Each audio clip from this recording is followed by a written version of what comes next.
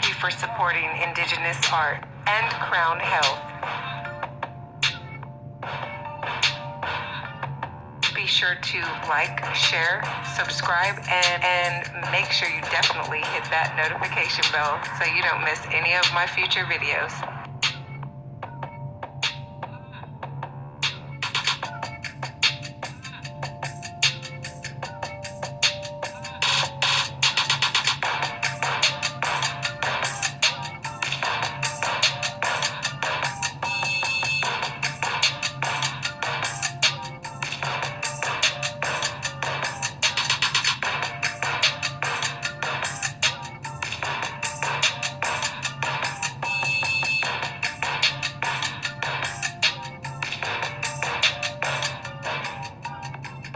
Thank you for watching all of my videos.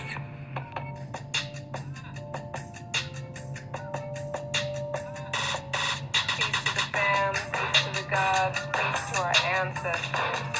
So I just wanted to do a PSA, public service announcement. For those of you who don't know me,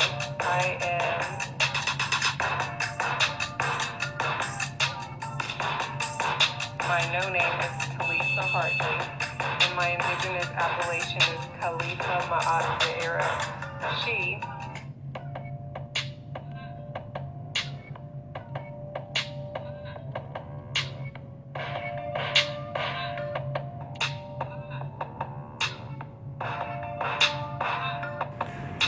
Books bought equal children taught and babies saved.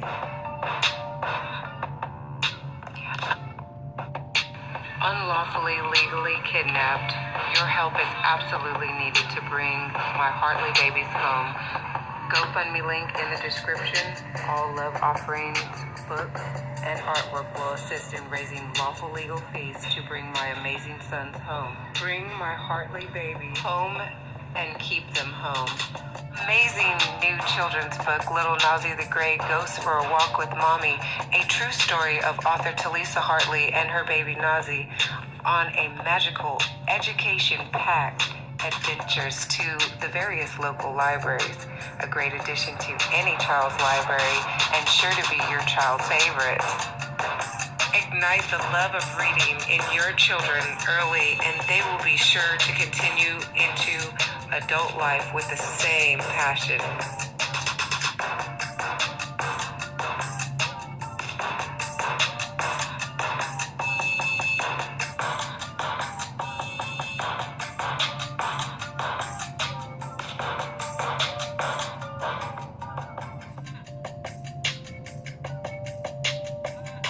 And I wanted to do this video because I had received some DMs and messages that were detailing concern about the grocery stores closing.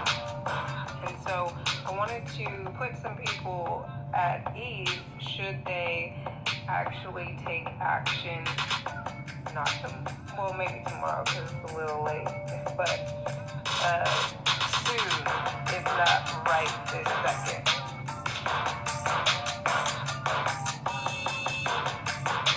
So,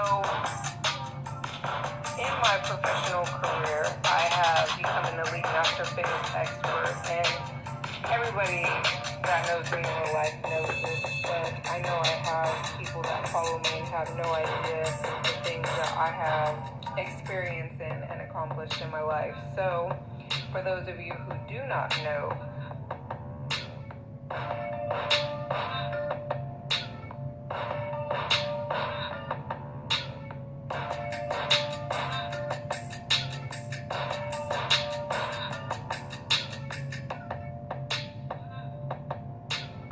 I'm an elite master fitness expert with 7 nationally accredited certifications, and 20 plus years of experience.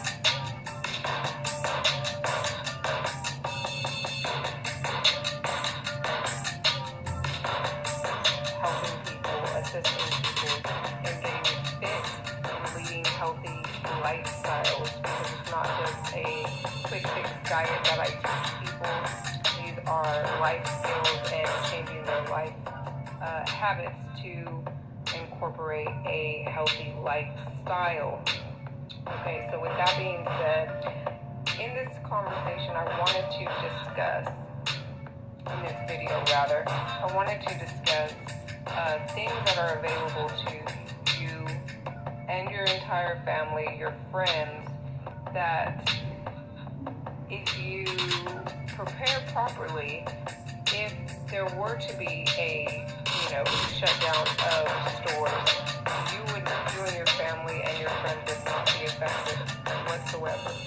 So for people to be concerned about stores shutting down during the summer and the fall shows me how far we still have to go with not being under a spell or being hoodwinked. So, as a fitness expert, one of the services that I offered my fitness clients is to take them to the grocery store and show them different techniques of how to decrease their shopping time, get the healthiest food, read labels, and a plethora of other techniques, strategy, actionable plans.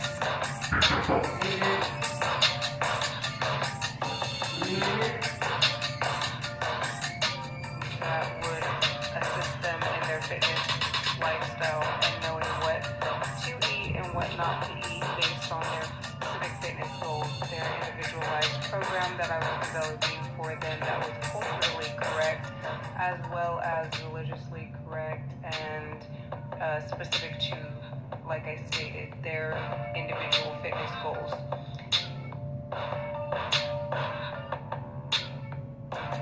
And so one of the things that myself and many other fitness professionals that are taking individuals and groups of clients to the grocery stores, we would teach people that they were only to shop around the outside or the outer rim of the store. Basically,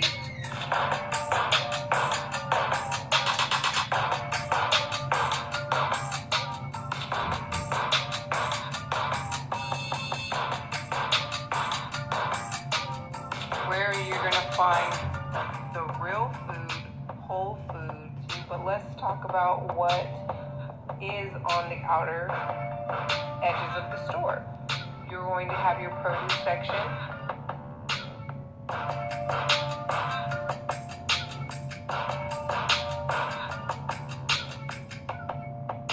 And in that produce section is where you're going to find what?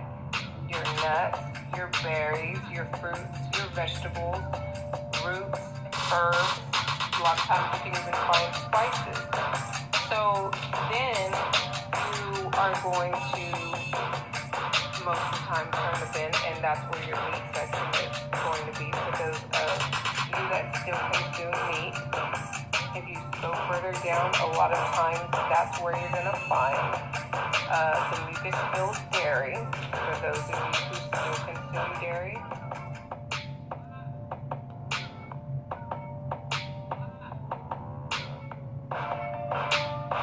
And then when you go around the bend, you're also going to find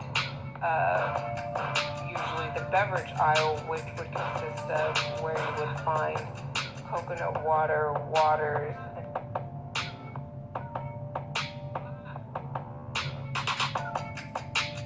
So, what has happened is that people do a lot of their shopping within the regular aisles of the store.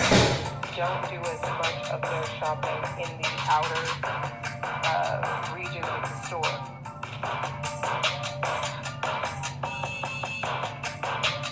And what do we find in the inner aisles of the store? Well, that's where you're going to find all of your processed foods. Foods that are, in all actuality, man-made, chemically processed, chemical concoctions of toxic poison. can you say laboratory created? That people should not be consuming whatsoever. So you go into these inner aisles and you see these frankenfoods that people think are food that are not really food at all. And so you get so trained into thinking that this processed food is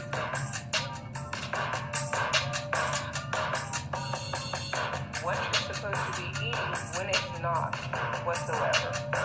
So that's what, I see people's shopping carts and they're full of this junk food and chips and, this stuff is not food at all. So we have forgotten what real food looks like, what real, authentic, organic food looks like. You're either eating life or death. It's that simple.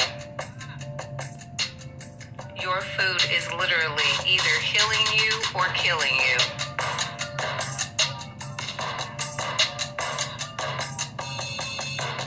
So you're not even noticing that you're passing by food and food sources all the time. So if these stores were to shut down, if you prepare right now and go out, get your buckets, get your baskets, even get those, grocery stacks that you have lying around the house that you've stored and saved, and go grocery shopping out in nature. There is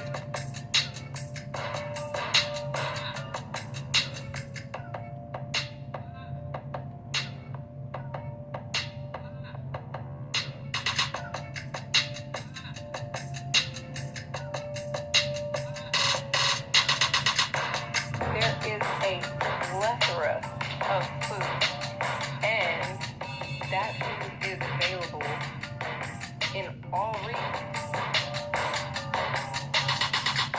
Now, if you're in a large city, of course, you're probably going to have to take a little bit of a drive or a hike. If you're in a smaller town, then it's probably a little bit more readily available. But some of these things can be found in alleys. They can be found in your front yard if you have weeds. They can be found at the park. I'm not necessarily stating that you should get the vegetation out of the parks, because some of them might be using herbicides, pesticides, and things that are not conducive for actually Extremely harmful for human consumption. Harmful for human consumption. However, there are plenty of sources around you. Right now, right this very moment, we're going from summer into the fall, and this is harvest season. So that they're talking about shutting down grocery stores and people are all in an outrage and uproar. Well, that just shows how detached we are from nature, because the simple fact is that nature has all of this stuff around us. And I'm not talking about going and raiding all these corporate farms and stuff like that. I'm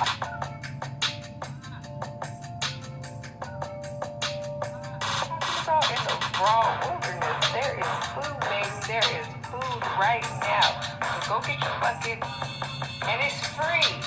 So you have to realize what's around you.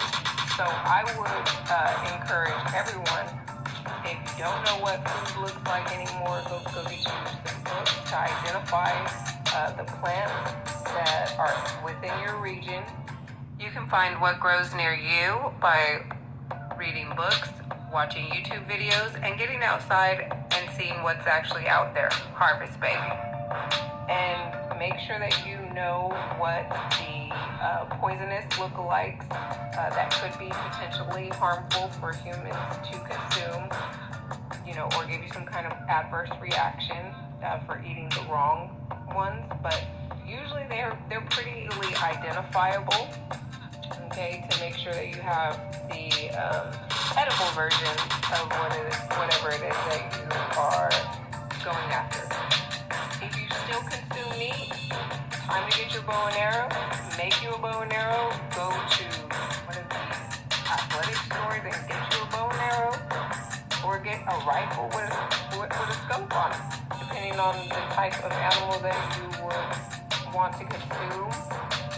You know, and if you want something real big, like big, yeah, you might need a little bit more firepower, like if you was trying to get a bear or something. Now, being indigenous, I do know that we actually did not hunt for sport. We hunted specifically for what our needs were. We knew what our needs were and how much we would need for the winter.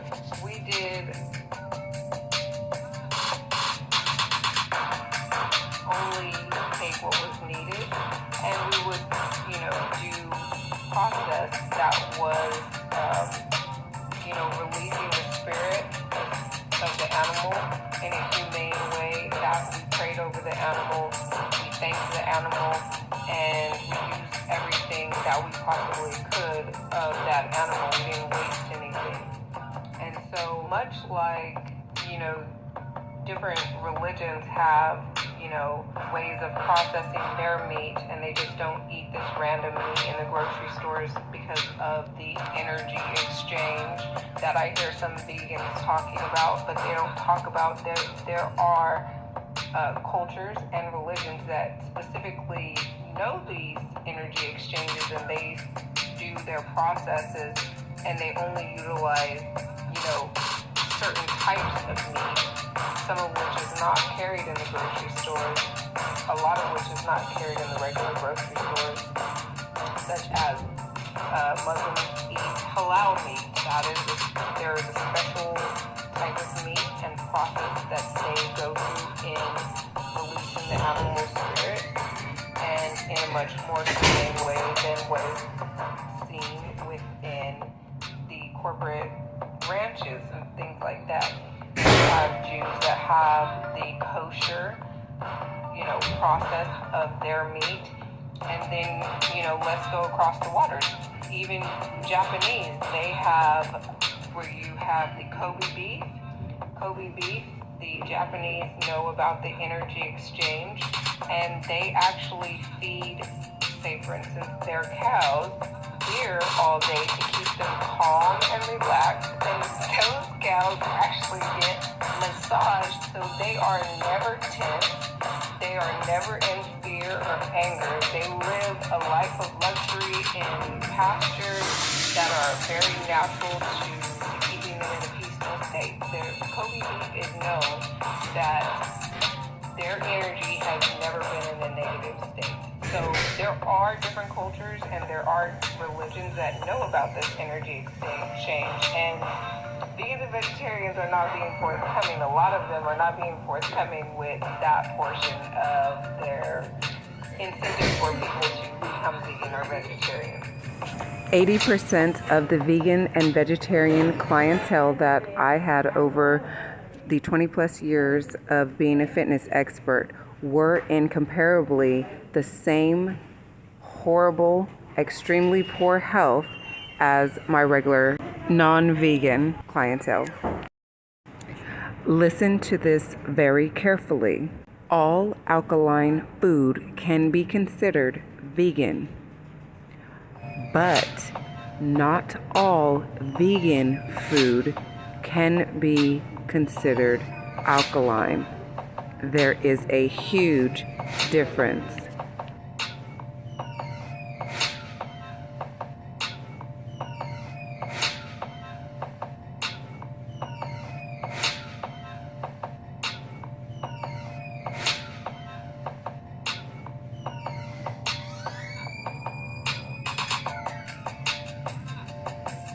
So, being a master fitness expert, I've dealt with many different cultures and many different nutritional backgrounds as a starting point, with many different religious beliefs and stuff like that. So, getting back to the topic at hand, when are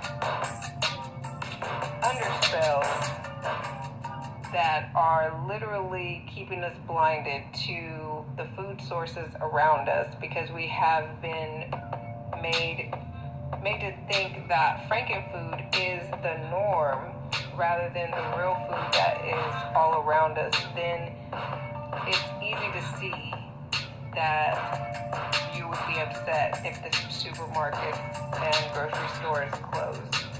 However, when you take yourself out of that spell and you realize, once you have opened your eyes, that there's food all around you. There's nothing to be worried about.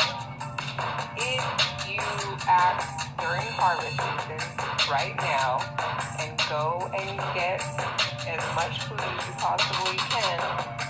I know somebody's going to be trying to be a smart ass. Don't be greedy. Save some for some of us. Save some. This ain't no joke. This ain't no cap. This real spit. To store for yourself and for your, family over the winter, then you'll have a storage supply. So should they shut the stores down, you will not be affected. Nobody has to be affected by the store shutting down. And in fact, if you went out there and got your own food, you could shut them down because you wouldn't even be shopping with them, because you already have all the food that you need. You've preserved it, you've dried it, you've done whatever you need to save it for the winter, and made sure that, microbials aren't going to be able to get in there, weevils and different things that could get into more of your ancient grains and stuff like that. You safeguard all your food and store it properly, and you be cool. You be 100% cool. So, anyways, please do not stress. If you, what's that saying? If you stay ready, you ain't gotta get ready. So, stay ready. Go make yourself get ready to be ready so you can stay ready.